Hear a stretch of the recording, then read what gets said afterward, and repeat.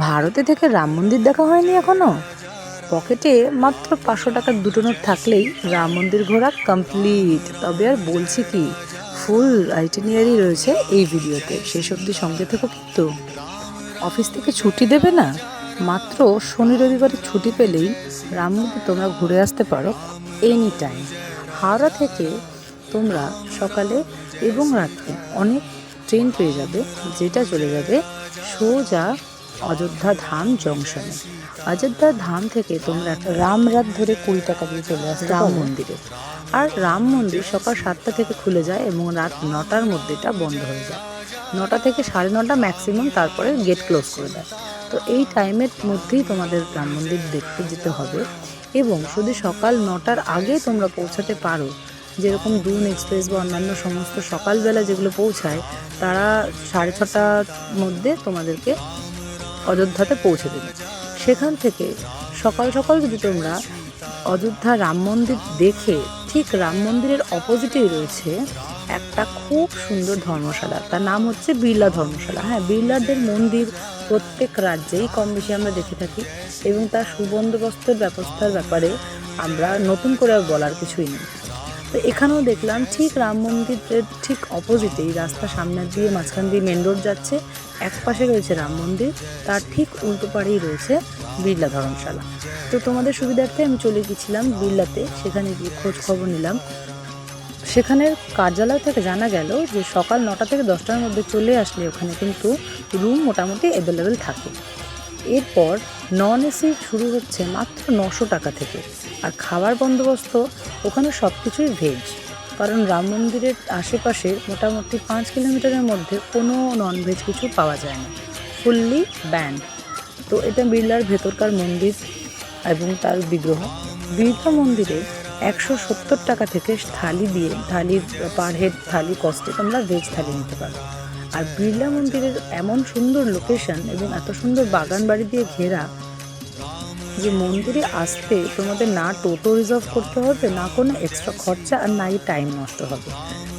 সেজন্য তাই সকাল সকাল আমি চলে গেছিলাম রামলালার দর্শনে। এত সুন্দর পরিবেশ, এত সুন্দর বন্দোবস্ত যে এত বড় মন্দিরেও কোনো লাইন নেই, কোনো রকম টাকা বা পান্ডার উপদ্রব নেই।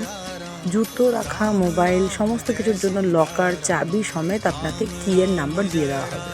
এবং সেখানে যদি আপনি সকালের দিকে যান, 9টা 9:30টার মধ্যে যেতে পারেন, তাহলে ওখানে আমি কিন্তু ভোগ প্রসাদও পেয়েছিলাম। শ্রী শ্রী রামলালার দর্শনের পর ওখান থেকে আমি চলে গেলাম পায়ে হাঁটা পথেই হনুমান চক, একদম পাশেই ছিল। তো হনুমান চকে প্রচুর ভিড় ছিল, সেখানে মঙ্গলবার ছিল বলে হয়তো বেশি আরও ভিড় ছিল।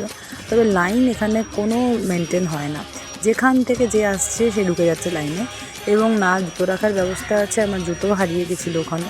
তো এত লোকের ভিড়, এই ভিড়ের মধ্যে যত লোক যাচ্ছে, ওখানে পুলিশ রয়েছেন, তবে তারা নিষ্ক্রিয়ভাবে বসেছিলেন ওখানে, পুলিশ খুব একটা কিছু করছেন না। এখানে রাম মন্দিরের পাশেই রয়েছে যেহেতু, সেজন্য এখানে দর্শন করে আমি চলে গেলাম সরজু নদী দেখতে। সরজু নদীতে এত ভালো স্নিগ্ধ হাওয়া দিচ্ছিল, তবে ওখানে আমি ভুলেই গেলাম যে আমার কয়েকটা ফটো তোলা উচিত ছিল। তো এই হনুমান মন্দিরে কিন্তু হনুমানজির কোনো বড় মূর্তি আমি দেখতে পাইনি। ওখানে রামজি এবং রামজির পরিবারের সকল সদস্যের কিন্তু একটা করে বিগ্রহ ছিল, যেটি ওখানে মূল মন্দিরের বিগ্রহ হিসেবে পূজিত হয়। তো ওখানে ফটো খুব বেশিভাবে তোলা যাচ্ছিল না, এত ভিড় ছিল বলে। তাও আমি কষ্ট করে 2-4টে ফটো ভিডিও তুলে নিয়েছি, যাতে তোমাদের কাছে শেয়ার করতে পারি।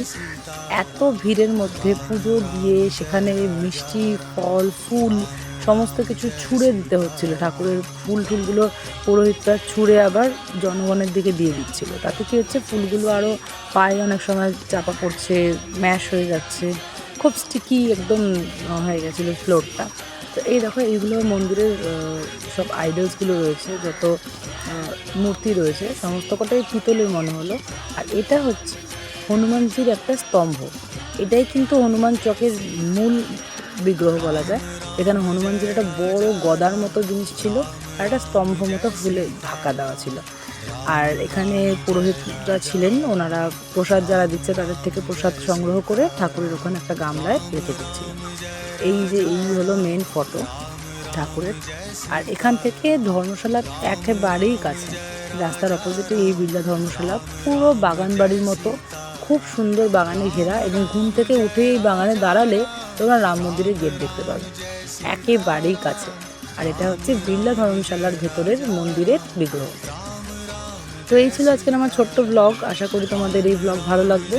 ট্রেন টাইমিং, ফেয়ার আর ট্রেনের ডিটেলস সব আমি এখানে আইটিনিয়ারিতে ডিসক্রিপশানে দিয়ে দেবো। এখানেও তোমাদের সুবিধার্থে একটা ছোট্ট ফটো দিলাম। তো তোমাদের যদি ভালো লাগে, এরকম আরও অনেক ব্লগ নিয়ে আমি আগামী ভিডিওতে থাকবো।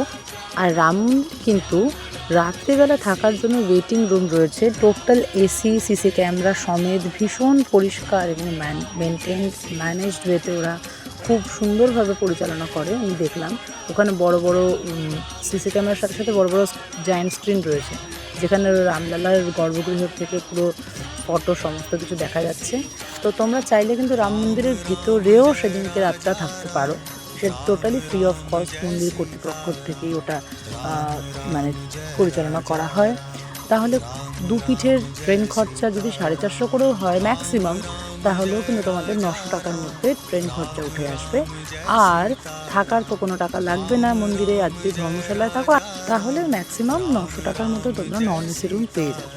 তাহলে কম বাজেটের মধ্যে মন্দির দর্শন সম্ভব হলো তো। আর যদি তোমাদের বাজেট 2000 টাকা হয়, তাহলে কিন্তু খুব আরামে তোমরা বিড়লা মন্দিরে একদিনকে থেকে যেতে পারো রাত্রে। আর রাম মন্দির একদিনের ঘোরা এনাফ।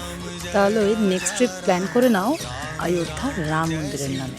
তাহলে রামলালা কি জয় বলে কমেন্ট করতে তোমরা ভুলো না কিন্তু। এই নেক্সট ভিডিও থাকবে আমার বারাণসী বা কাশী বিশ্বনাথ দর্শনের উপর। Coming soon. Thanks for watching.